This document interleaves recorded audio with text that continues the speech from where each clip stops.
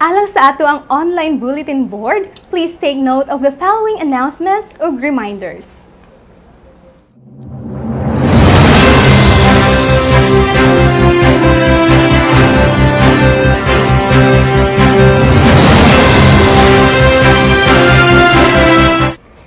Mga danawanon, trabaho na ni.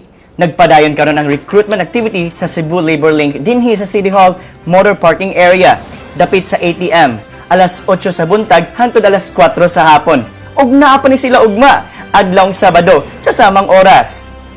Daghang bakanting trabaho ang available para sa nagkalain-laing posisyon. Open para sa walk-in applicants.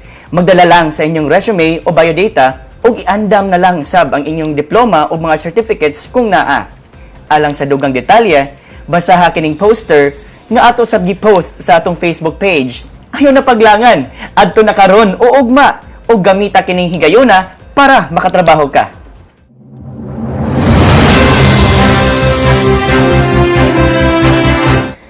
Mga kaigsuunang Katoliko, ang balaan nga imahe ni Senyor Santo Niño nga gikan sa Basilika naabot na sa Danao. Naa na kini sulod sa Santo Tomas de Villanueva Parish, magpabiling kini hangtod ugma. Aduna say fluvial procession nga himuon ugma alas 6:30 sa buntag.